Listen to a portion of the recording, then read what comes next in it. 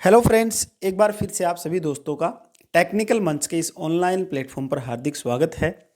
तो जैसे कि आप थंबनेल में देख रहे हो कि एचएसएससी अपडेट जाओ, एक और पंगा एएलएम वाले हो जाओ तैयार।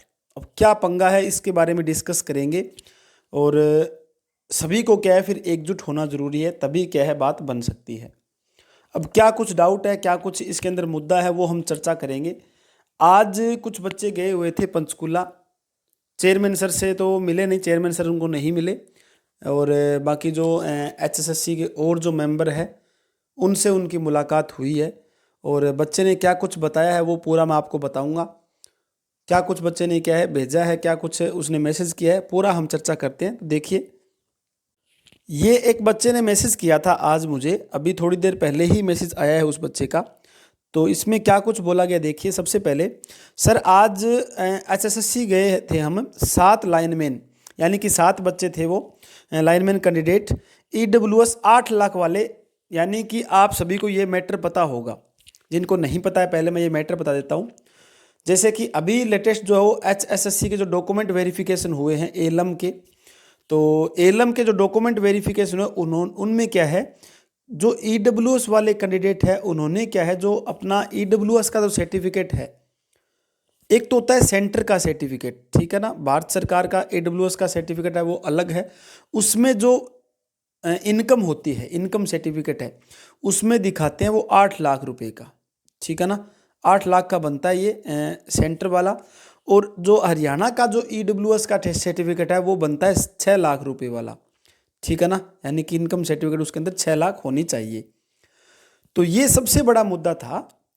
बच्चों ने क्या किया, बच्चों ने कुछ एक बच्चे जो एलएम के हैं या फिर और भी काफ़ी भर्तियों से संबंधित है ये, अभी आपने लेटेस्ट देखा है रिजल्ट आया है वीएलडीए का, उसमें भी स्टे लगी है, तो आप सभी को पता होगा। उसमें स्टे क्या है, जनरल वाले बच्चों के नंबर ज़्यादा थे लेकिन उनको जनरल में काउंट नहीं किया, ये सबसे बड़ा मुद्दा था। और उसकी वजह से क्या है, उस पर कोर्ट केस हुआ और स्टे लग गई उस भर्ती पे। तो इस बात का मुद्दा क्या है, एलएम वाली भर्ती पे थोड़ा सा क्या है नज़र आ रहा है धीरे धीरे। अब मेन बात क्या देखिए, मेन बात ये है कि बच्चों ने सेंटर वाला जो सर्टिफिकेट है ईडब्ल्यूएस का, जो 8 लाख रुपए वाला है, वो डीवी के टाइम उन्होंने जमा करवा दिया वहाँ पर, ठीक है। अब वो डीवी के टाइम उन्होंने जमा करवा दिया, लेकिन वहाँ पर जाने के बाद पता चला भी ये जो सर्टिफिकेट है वहाँ पर आपको जमा करवाना है, वो 6 लाख रुपए वाला जो इनकम है वो दिखाना ज़रूरी है, वो जमा करवाना ज़रूरी है।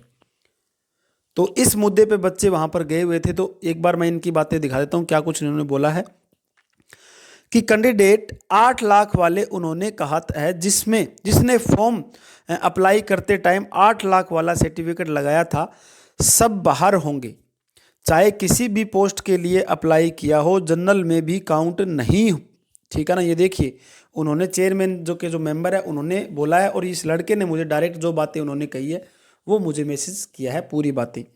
तो बिना केस तो हो पूरी स्ट्रेंथ के एचएसएससी जाए और बगैर कुछ नहीं होगा, ये बात इन्होंने यहाँ पर क्या कहना चाहिए, यहाँ पर ये बोला है कि अगर हमारे स्ट्रेंथ के साथ हम बच्चे वहाँ पर जाएंगे, अगर उनसे मिलेंगे तब बात बन सकती है। अदरवाइज क्या है, ये जो है वो बोल रहे हैं ना यहाँ पर बाहर होंगे, देखिए ये कुछ ना कुछ चांस हो सकता है।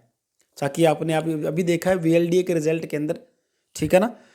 अब देखिए अगला पॉइंट क्या इन्होंने बोला, इन्होंने ये बोला कि मंडे को एचएसएससी में इस पर मीटिंग होगी और जिस भर्ती का रिजल्ट नहीं आया उसमें जनरल में काउंट के लिए चीफ सेक्रेटरी को लेटर देंगे।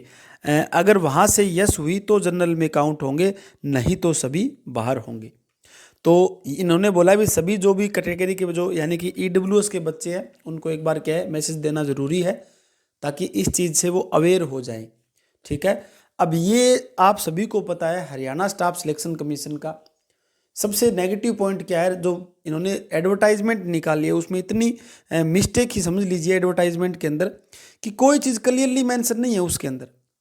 वहाँ पर भी ईडब्ल्यूएस का जो सर्टिफिकेट है उसके लिए जो है वो सीधा लिखा हुआ है ईडब्ल्यूएस की पोस्ट है जो, तो वहाँ पर ये नहीं लिखा भी सेंटर का चलेगा या फिर हरियाणा सरकार का। बाकी कॉमन सेंस वाली बात तो है, लेकिन बच्चों ने क्या है जो सेंटर वाला लगा दिया, अब ये मुद्दा बन के खड़ी होगी बातें। तो इस चीज़ पर क्या है काफ़ी डाउट वाली बात है। तो जो बच्चे ईडब्ल्यू से संबंधित है उनसे यही बात है कि आपको क्या है पंचकूला जाना पड़ेगा, इकट्ठे होकर जाइए, ठीक है। वहाँ पर चेयरमैन सर से मिलिए, क्योंकि अभी तक कोई फिक्स नहीं, अभी आपको काउंट करेंगे या नहीं करेंगे, ठीक है। क्योंकि आप सभी को पता है इसके अंदर उन्होंने ये बात भी बोली है कि आपको काउंट क्यों नहीं करेंगे और क्या कुछ रीजन है वो सुनिए। स्टार्टिंग में जो फीस आपको अप्लाई करनी पड़ती है ना, तो फीस मेरे हिसाब से शायद 100 रुपये फीस थी, याद नहीं मुझे कुछ, तो 100 रुपये शायद फीस थी। और ईडब्ल्यूएस के जो कैंडिडेट है, जो ईडब्ल्यूएस का फ़ायदा उठा रहे हैं, उनकी फ़ीस लगी है शायद 25 रुपये, ठीक है ना। उनकी फ़ीस 25 रुपये लगी है और जनरल के कैंडिडेट की लगी है फ़ीस 100 रुपये। तो फ़ायदा तो इन्होंने यहाँ पर उठा लिया। अब फ़ायदा इन्होंने उठा लिया तो इनको अब जनरल में काउंट कैसे कर देंगे? फीस तो इन्होंने 25 रुपये ही दी है। अब मेन मुद्दा ये उन्होंने ये बताया है कि अगर आप इस चीज़ का कुछ ना कुछ कोर्ट से सहारा लेते हो तो वहाँ पर क्या होगा भी। बच्चा ये बोल रहा था, मेरी भी उनसे बात हुई तो यही बात हुई कि आप क्या 75 रुपये आपको जैसे क्या जमा करवाने पड़ सकते हैं और आपको क्या जनरल में वो शामिल भी कर सकते हैं।